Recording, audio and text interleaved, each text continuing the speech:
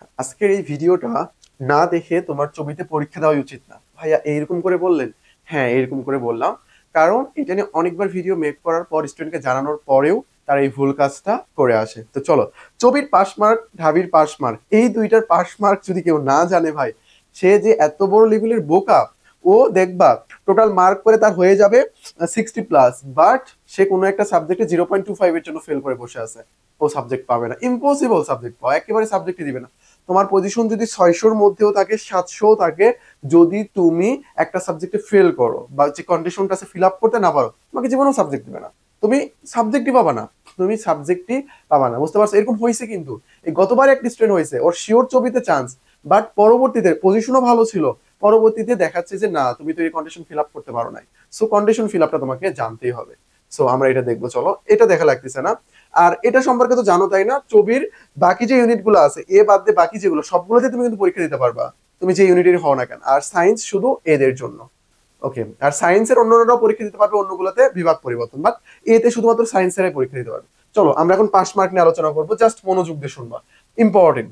প্রথমে এর কথা বলি। বাংলা, বাংলায় হইলো 3, ইংরেজিতে হইলো 4। প্রশ্ন কয়টা কয়টা করে থাকে? বাংলাতে থাকে হইলো 10টা, ইংরেজিতে থাকে হইলো 15টা।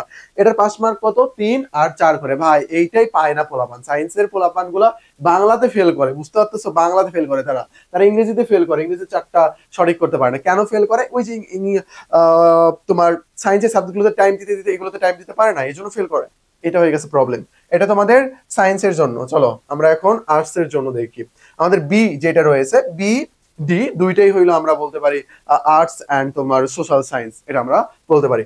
বাংলা, বাংলা পাওয়ার জন্য অবশ্যই, আর এখানকার পাস মার্ক মানে কি? এখানকার পাস মার্ক মানে সঠিক করতে হবে, মানে 4টা তোমাকে সঠিক করতে হবে, 3টা তোমাকে সঠিক করতে হবে, নট মার্ক।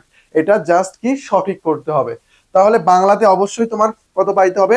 বাংলাতে অবশ্যই তোমার 17 পাইতে হবে।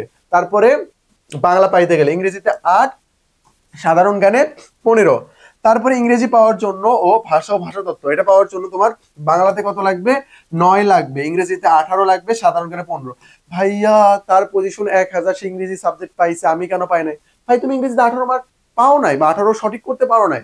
18 তুমি সঠিক করতে পারো নাই, তাহলে তুমি কিভাবে পাবা? এটা তো পসিবল না। আর নেগেটিভ টোটাল থেকে কাটা হয় তোমার। এটা হইলো কাহিনী এখানকার। ইতিহাস, দর্শন, ইসলামের ইতিহাস, সংস্কৃতি, ফার্সি, বাংলাদেশ স্টাডিজ, এখানে বাংলা 9, ইংরেজি 8, সাধারণ জ্ঞান 15। তারপরে শিক্ষা যেটা আইইআর, শিক্ষা ও গবেষণা ইনস্টিটিউট, বাংলা 9, ইংরেজি 8, সাধারণ জ্ঞান 15। সংস্কৃতিতে একটু তোমার কম, বাংলা 7, ইংরেজি 6, সাধারণ জ্ঞান 13। বুঝতে পারছো? এটা এটা তোমার জন্য ইম্পর্টেন্ট। ওকে। তারপরে নাট্যকলা, চারুকলা, এটার জন্য তোমার কত লাগতেছে? বাংলা 6, ইংরেজি 5, সাধারণ জ্ঞান 17। আর এখানে তাদের ওই যে ইয়েগুলো আছে, ব্যবহারিক গুলো আছে, ওইটা আবার আলাদা। ওকে। তারপরে বি টু যেটা তোমরা কিন্তু জানবা, বি কিন্তু বি ওয়ান বি টু তিনটা কিন্তু রয়েছে। বুঝতে পারতেছ? তো বি2 যদি আমরা দেখি, এখানে আরবি, আরবি পাওয়ার জন্য অবশ্যই বাংলাতে 7, ইংরেজিতে 6, আরবিতে 7, আর যে কোনো একটাতে 7 পাইলে হবে, ইসলামিক স্টাডিজ বা সাধারণ জ্ঞানে। ইসলামিক স্টাডিজ এটা পাওয়ার জন্য তোমার বাংলায় 7, ইংরেজিতে 6, আরবি বা ইসলামিক স্টাডিজ যে কোনো একটাতে 7, অন্য যে কোনো একটাতে তোমার 7 পাইতে হবে। তাহলে এখানে দেখা যাচ্ছে শুধু ইংরেজিতেই 6, বাকিগুলোতে তোমার 7 7 করে লাগতেছে, 7-এর নিচে কিন্তু আসলে হবে না। আবার যদি তুমি ঐচ্ছিক ইংরেজি দাগাও, তাহলে কিন্তু তোমার কত লাগবে? 9 লাগবে। বুঝতে পারছো ব্যাপারটা? ওকে। তারপরে সির কথা যদি বলি আমি, ন্যূনতম পাশের নাম্বার যেটা তোমার ইংরেজি, যোগাযোগ দক্ষতা তোমার 13, এটা তোমার 13 সঠিক করতে হচ্ছে। বিশ্লেষণ দক্ষতাতে 10, সমস্যা সমাধানের দক্ষতাতে কত? 10। যে কোনো সেকশন পাশের নাম্বার আর কি, ন্যূনতম নাম্বার, এটা তোমাকে পাইতেই হবে, না হলে তুমি কিন্তু ফেল ফেল হিসেবে গণ্য হবা, ফেল হিসেবে গণ্য হয়ে যাবে। বুঝতে পারছো? তারপর দেখো এখানকার অর্থনীতি, অর্থনীতি পাওয়ার জন্য তোমার অবশ্যই হায়ার ম্যাথ বা অর্থনীতি থাকতে হবে। তারপরে বাংলায় 10, ইংরেজি 10, বিশ্লেষণ দক্ষতাতে 8, সাধারণ জ্ঞান, বা তুমি এখানে হায়ার ম্যাথও দেখাতে পারো, অর্থনীতি দেখাতে পারো, এটা হলো 8। অর্থনীতি, সমাজ বিজ্ঞান, অন্য সবগুলো সাবজেক্ট পাওয়ার জন্য বাংলায় 10, ইংরেজি 10, বিশ্লেষণ দক্ষতা 8, সাধারণ জ্ঞানে 8 পাইতে হবে। বুঝতে পারছো? লওয়ার জন্য তারা আলাদা এখানে কন্ডিশন দিয়ে রাখছে। তারপর এখানে তোমার বাংলায় 10, ইংরেজিতে 15, বিশ্লেষণ দক্ষতাটা 8, সাধারণ জ্ঞানে 8। তুমি যদি এটা আরো ভালোভাবে একটু বিস্তারভাবে বুঝতে চাও, তাহলে তুমি আমাদেরকে নক দিও। ওকে, নাম্বারটা দিয়ে দে, এখানে পাস মার্ক সব ডিটেলস দেওয়া আছে।